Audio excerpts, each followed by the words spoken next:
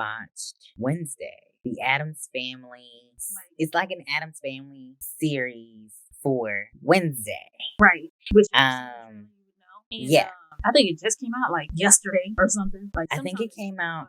Yeah, it had to come out like earlier. So yeah, it came out earlier this week. Whenever you're watching this, it's the 25th, but I think it came out the 23rd, if I'm not mistaken. Yeah, so we something like that. In a day. We did. And then crack it on. I started at like, I think we started it. Well, I started at like 9 o'clock, right? And then I was like, "Yo, you got to get into this." And she was already watching the show and whatever. I was watching. Also, this is not sponsored and not affiliated with Netflix, right? But we just watch it because we like watching shows, right? Of course, we are both familiar with the Christina Ricci Wednesday, yeah. And so we were like, all right, cool. Let's see what's up with our favorite goth chick, right? Yeah. And then on top of that, with me being a huge Wednesday fan, mostly the OG Christina Ricci, as Wednesday, I was just like, yeah, we gonna do this. Because if you did not know from the trailer, Christina Ricci is actually supposed to be in here playing one of the characters. You don't find out until you watch the show who she plays. Before we really dive into it, right? All the nitty gritty, dirty details, okay? Right. This is not going to be spoiler free, probably. So we're gonna try to keep it spoiler free. We're gonna try. We're gonna try. Okay, but if we can't, then I would. We gonna post when we gonna have to do a flash spoiler alert situation. I would recommend, nonetheless, if this is spoiler free or spoilery review, I'd still recommend you click off this video, pause, hop on the Netflix, watch the thing, come back to this video, and finish watching it. Okay, for the one time. All you gotta say is Mike Wazowski, because that's what you sound like right now. Mike Wazowski, go back and watch the video. Oh my gosh! Hey, you asked for it. I'm just saying. Anyway, just come back, watch the video, give us the views, and make sure you watch the video until the end. Right, because it helps us. And when you help us, you get more content like this. Help us to help you. That's what it is. Period. Anyway, so it's an 8-episode series. Okay. Mm-hmm. Each episode is about 40, 50 minutes. Typical show length, right? Typical TV series length. So it won't take you a good chunk of time. All right. Yeah. So settle down, grab your popcorn and all that. So it's a wild ride from start to finish. I will tell you that much. Yes. So it starts off with her doing a heinous act. She gets in serious trouble because she may have or may not have put some piranhas in the pool, which is local in and of itself. But this is Wednesday we're talking about. So, and she lucky she ain't, because if she was, she would have caught a case real quick, okay? She would have, for real. But gets the she ends up at Nevermore Academy, and that's when all the shenanigans start. Yeah. It's giving detective novel realness. Yeah. Which, if you like, I would recommend, if you like stuff like Agatha Christie, Sherlock Holmes, any kind of like murder mystery type stuff. Inspector Gadget. Like Wednesday. Even if it's just you aren't even into Addams Family, you still like this, you'll still enjoy it because of the murder mystery type thing, and it keeps you guessing from start to finish. Yeah, it does. It does, for sure. I think there are a lot of moments. What drew me to it is because something was always happening, right? Mm-hmm. So even with something always happening, your mind, as well, at least I can only speak for myself. As I'm watching it, I'm like analyzing characters, breaking it down. I literally have like a notepad in my head. I'm like, ooh, this person, that person. You know what I mean? In her brain. I was. She was out here Inspector Gadgeting. I was looking at facial features and all. Like, literally. Like, oh no. Oh no. And that's the crazy part. It does like force you into that mindset of like, you need to find out who the perpetrator is, who done it. Right. Is it the right. With the knife. But in the basement. Because it's always right. In a lot of these shows, it's always the butler. It's always the butler. You had to play Clue with this whole thing. You had to play Clue. You know? I do think that it does kind of relate to real life in certain aspects. Where it's like as going and okay, so she attends. This is the spoiler I'm gonna give. She attends. Spoiler alert! She attends a school, right, an academy that her mom attended for the outlaws, the outcast, you know, outcast, the weird kids. Yeah. And in a lot of ways, I'm gonna tell you that. Okay, because a lot of them, I was like, oh no, catastrophe. But so she feels like she's gonna end up being her mom's shadow, but she refuses to do so because she wants to live life by her terms and by her rules. She is nobody's shadow, and she makes it clear. Period. She makes that clear. And that was something that I'm just like, oh yeah, she wants to have her own identity. Many girls and many especially teenage boys too. Yeah, can relate to that because you don't want to do what someone says or society says that you should be or become because of this parent, because all the great things that they've done. Exactly. That all teenagers go through. It's like, right. Man. Right. So, yeah, there's that huge thing that you see develop into, like, it just trickles down into so many other things. And then you see how she treats people. You see how it's not even her attempt to befriend anybody. And why she treats them that way. Exactly. And it's not even a way where how she befriends anybody. Because if you know the character Wednesday, she doesn't befriend anybody. You know what I'm saying? And I'm not going to start nitpicking at the characteristics and whatever. But just watch the show. The issues and the circumstances that I want to say she put herself in was something that she knows that she caused. Right. But it's at the point where it was like put in her face. You know what I mean? That's when I think it dawned on her. I mean, she already knew because she's highly intelligent. She knows what her thing is and why she's doing it. You know what I'm saying? 2D chess and she was playing 5D chess. Okay. She was on it. I'm like, damn. To me, it's kind of unbelievable because, like, a 17-year-old out here playing 5D chess. But again, this is the fantastical element that's in the whole series. Right. You know? Right. I just feel like this was a really good show. Like, it had so many elements to it that just kept you, like, watching. Like, me and Hugen stayed up to 5 a.m. watching this show. Like, literally this morning. 5 in the morning this morning. Told you the roosters were crowing. And it was done. By the time I was done, though, it was like a few minutes after you was like, oh yeah, I'm out, blah, blah, blah. And then like 8 minutes later, I was done. And I was just like, wow. It's such a twist of events. It's no Lemony Snicket. How you say his name? Lemony Snicket. Snicket. Yeah. Okay, yeah. Series events. Yeah. It wasn't all of that where you're just like, okay, I'm tired, man. I'm tired. We always going through something. And the crazy part is, like, you the whole time you like, who done it? Yeah. Right? And you're like, it must be this Negro. It must be it must be that. It must be XYZ. Right? It keeps you guessing, and it's not as predictable as you think because, you know, a lot of these like crime murder mystery type shows, they go off certain tropes. They go, you know, they try to keep you guessing and they fall short. Yeah. They do. Pretty much keep you guessing. I was suspicious of a certain character from the start because she a little too She a little too chipper. Facts. I'm like, I don't know if I like you like that. Facts. You a little too happy. I said the same thing. ain't that something that you'd be suspicious of somebody that's like you too happy? Facts. That's why I was just like, yo, I don't know about sis. I don't know about sis because nah. But I will say I'm happy that I did see some of Wednesday's family members. And they know who comes and shows up or whatever the viewers watching. We appreciate y'all.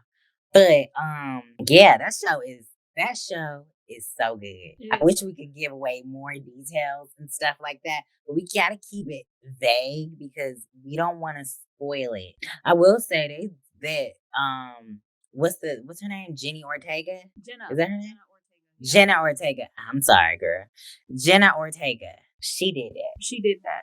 I will say when she did like the little smirk, I was waiting for it. I was like, please do the smirk.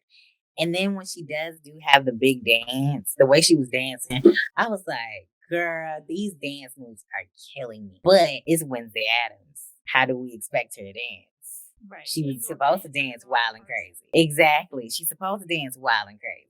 She had a whole choreo and all. The interesting touch that I thought was really interesting was how they made the Addams side of the Addams family Mexican. So like Gomez is like Mexican origin. Yeah. Which was a nice little touch. Because like it makes sense. Why would a character be named Gomez and he's a white guy? Wiggity wiggity white. Yeah.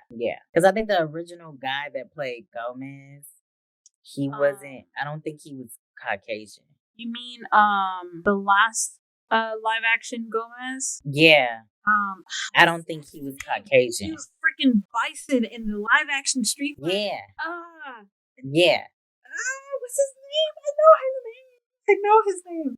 But he's a brilliant actor too. He is. God rest his soul. He has passed on. Hold on. His name was Raul Julia. Raul, yeah, yes. Raul Julia. Yes. Yeah. He was great. He was. Luis Guzman did a good job too. He did do a good job. He did a good job. I know his belly is not that big in real life. Yeah, I know. I was thinking that too. That was my thoughts too, because I was like, is he wearing like a fat suit or something, or is that his actual? I mean, I know his stomach is out there, but I don't think it's like out there like how it was. Exaggerated a bit, so I was like, is he wearing like padding or something? Because you know, in the animated series, his stomach was out there. Yeah, his stomach was out there. A lot of people, and the crazy part was like a lot of people were like really upset about the casting of Luis Guzman as Gomez because they were like, oh, they wanted Julia. I'm not sure how this name's pronounced. I'm sorry, but they wanted somebody who gave that similar sort of appeal, right? But it's kind of like what other people pointed out was like Luis Guzman kind of fits what is been established as far as Gomez. He's kind of like the one that would be considered unattractive as far as thing, and then Morticia's like the super hot wife, right? You know, that's like had been established. These iterations of the Addams family and like the animated cartoon or whatever. So, but yeah, people were really upset about that casting. But I think he did a really good job. He did good, man. He did good. I will say, Catherine Zeta-Jones, it was cracking me up. I'm sorry. And it's nothing like against her and her acting, because you know she does a great job. But it's just, you know how Morticia like walks slow and stuff like that. She was walking like she was an American Next Top Model. You know what I'm saying? Like she had her own runway and everything like that. And of course, I know that she had a lot more curves than what people wanted her to have, because they wanted her to be on the thinner side. Like, what's her name? Angelica Houston. Thank you. Like Angelica Houston. But it's just like, they gave the same vibe. Yeah, but you know what I'm saying? Morticia is supposed to be kind of like va-va-voom, right? Yeah. So I wouldn't necessarily always expect her to be thin, especially now, because if you're considering that this is taking place in a more modern time, because everybody has something. Yeah. What's in right now? The curves, the hips, the thighs, the booty. Right. Everybody wants a butt. You get a butt. You get a butt. Everybody wants a butt. You know what I really, really wanted is if they could have gotten Angelica Houston to play the principal. Right. That would have been cool. Yeah. That would have been cool. Gwendolyn Christie as the principal of Nevermore Academy, which I thought was really cool because Gwendolyn Christie she's a big lady. Yeah. Yeah. So she does give like that imposing principal vibe the whole time that she's playing the principal, which is great to like, thing. Because like, it's kind of funny because like Jenna Ortega is like really small in comparison. She is. So she's like 5'2", bro. The entire time, she's just not intimidated at all by the principal. Like, at all. And that's the thing that cracked me up because she's probably, she's 5'1". She's 5'1". That lady was like 6'4". Let me see the height. She's 6'3". I was close. And good googly too. So she was probably 6'4", 6'5", depending on the height of the heel. Like 1.5, 2-inch heel. So yeah. So I may have been right. That's a tall lady. She is. She just out here stomping on all us plebeians anyway. Right. You know, it's not like we're trying to insult her. We love her. Oh no, she was great as Phasma. She was good. What? So, And Brienne of Tarth and Game of Thrones, okay? Like, the twists and turns were really great. It was unexpected. It was kind of expected, but kind of unexpected in how, because, like, you know, in a film, in a series like this, in a storyline like this, there are certain beats to a story that's like, kind of standard in the genre. You know what I mean? But they put their own little spin on it, and it kept guessing who was the culprit, and so forth. Right. But it was And what I liked is that who were like arch nemesis really turned new leaves after things came to surface. People needed each other. You know what I'm saying? People helped each other. And people proved themselves. And they came to an understanding too. Yeah, a mutual understanding. Yeah, a mutual understanding without it being any anger or animosity towards anybody. You know what I'm saying? The only thing that kind of irritated me, because it reminded me of K-dramas where it's kind of miscommunication, because I don't want to talk. Yeah. Like, so much could be resolved if you would just speak the hell up. Yeah. So much would be resolved, but I get it. Because Wednesday's not the type of person to talk, right? She ain't a talker. She's a doer. Yeah. Yeah. And the thing that I did not like about fuck you up and ask questions later, like right, you know, the only thing that I did not like that Wednesday did was not apologize. Right. When she needed to apologize to certain people, it was almost like, well, you know how I felt. None of these mugs in the room are mind readers. You have to start being verbal. Not everybody are your parents or your brother Pugsley. Like, you know what I mean? Not everybody is going to get you and understand you the way you need them to. Just because you're an adorable little goth girl, it does not mean that you can treat people or say things or or expect people to understand what you're saying. Be verbal. Right. And apologize. Life lesson. Right. Apologies go a long way, and it's just like, it's kind of crazy because it's like you could tell that she wanted to, but it's like some didn't. She just couldn't bring herself to apologize. Right.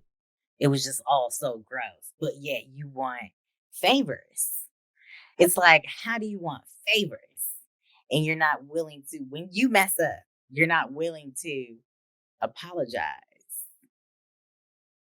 Right. Just because you don't have any feelings or whatever towards anything does not mean. Or so she claims. And it's just because you don't have any feelings or anything does not mean that you can sit up here and treat people any kind of way, do people however, and expect them to return the favors for you repeatedly. Okay? That's where she's a criminal. She's a repeated offender because she keeps repeating the same habits over and over and over and over and over again. You've been struck by a smooth criminal. Ow! Exactly. Exactly. I already knew that I was going to do something crazy. Exactly, though. I'm like, smooth criminal. But moonwalk on that thing. Because that's literally what she doing. Moonwalking on niggas because she wants to do what she wants to do.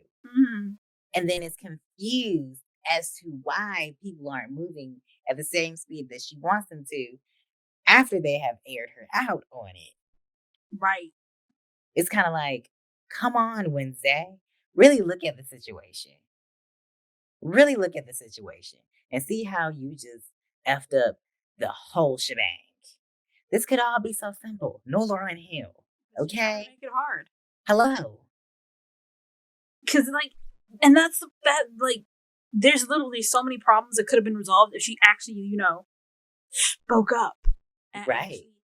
Had a conversation with people. And I get it. She has this antisocial personality, right? Yeah. Possibly bordering on sociopath, but I don't know. Well, she said that she does have traits of serial killers.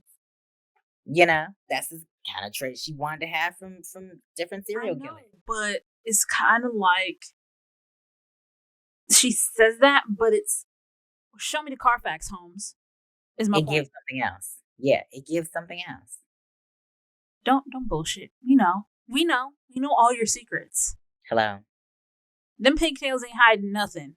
Exactly. I hear talking about how you got traits of serial killer, but Girl. But overall though, I feel like it kind of worked out in her favor after she started learning her people. Mm-hmm. And when I say her people, I mean family, friends, associates, enemies. Once she started learning certain things and how to move and how to maneuver within the series, she kind of tweaks some things about herself. Because the more somebody is going to keep reiterating what the issue is, and baby, if you the issue, you're gonna look at yourself and say, okay, reflection, okay, Mulan. I'm talking to the man in the mirror. That too. I'm asking him to change his ways. But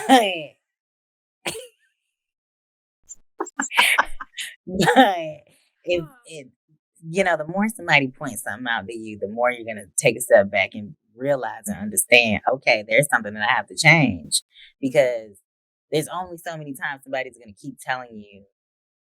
Prime example. This has nothing to do with, the story, but you suck as a friend, or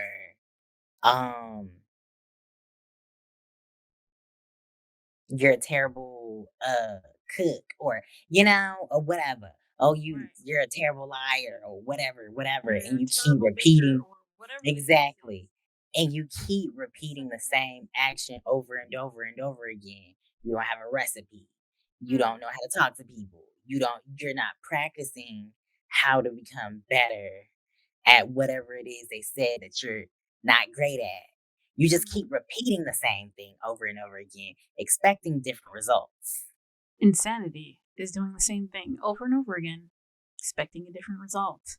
Exactly. And I mean, I guess she's a little cray-cray. She is a little loco, so she is, but you expect her to actually perfect the art that she's trying to be skilled in. Make it make sense. Right. Again, you're intelligent, but you're making stupid actions. And that right there don't make sense. Right. To me or the people that have seen the series. Right. Because I feel like she's lacking in emotional intelligence is what it is. Right. Because it's kind of like, I feel like she started out with not much of an understanding of it. Mm-hmm. And her parents didn't see anything wrong with it and didn't correct her when it comes to intelligence stuff and understanding how other people feel. Right? Mm-hmm. So I think that's where the issue is. But now that she's around people like her, and people that she gets, just around and learning other people, it's kind of teaching her that. Granted, it's kind of a late bloomer kind of thing. Yeah. But she's nonetheless learning about it. Which also, to some degree, I know that she stated that she's like, oh, I have like you said, serial killer tendencies or something like that. Yeah. Traits of a serial killer or something like that. Yeah. Could you think perhaps that maybe, because I wouldn't say she's autistic, because she does have at least some level of empathy for to a certain degree. Some of people. Yeah, to a certain degree. So, I mean, she could possibly be on the spectrum too. That could possibly be a thing too. Yeah, but I wouldn't totally place her on the. I wouldn't totally place her on the spectrum. I would just say that she literally needed uh She needs medical help, like like mental. yeah, Like she definitely does. That's what I was gonna say. Yeah, she needs to literally sit down with somebody. and be You know what I'm open to sitting saying? down with somebody because Exactly. she's She was very closed off in that whole, you know, for that whole entire point of the series or a good majority of the series. She was very closed off. And that was something that I'm just like, okay, in order for people to help you, you got to be willing to help them by opening up. And then they can say, okay, this is how I can help you. right. Just like how old dude was like, I got to clock out in order to do this, that, and the third. And she was like, wanting him to do it then. No, regular niggas gotta make money. Gotta make money. And I'm not trying to laugh, but regular niggas gotta make money. You know what I'm saying? And I think, granted, it's possibly because it seems like for vast majority of her life she was probably homeschooled, and thusly does not know how to interact with people for real and how the real world works. Because what it's giving it to me when you said that made me immediately think of like a kindergartner or like a 6-year-old child, where it's just like me. They don't quite understand the concept of sharing and that kind of thing. It's like the world revolves around them because they have not developed to that point where they can understand that the world is not just them. You know what I mean? And it's not just them. So I feel like that's something that wasn't necessarily nurtured. Yeah. With her, possibly because that's the only thing I can think of. It just immediately reminded me of like a little kid, where it's just like I need my needs met now. Right. Like JG Wentworth, she came in like JG. I want my money and I want my money and I need it now. It's my money and I need it now. JG Wentworth, 877 cash now.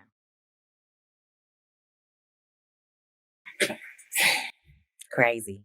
But I do think that this show is something that like you can watch over and over again. I hope they do come out with a second season.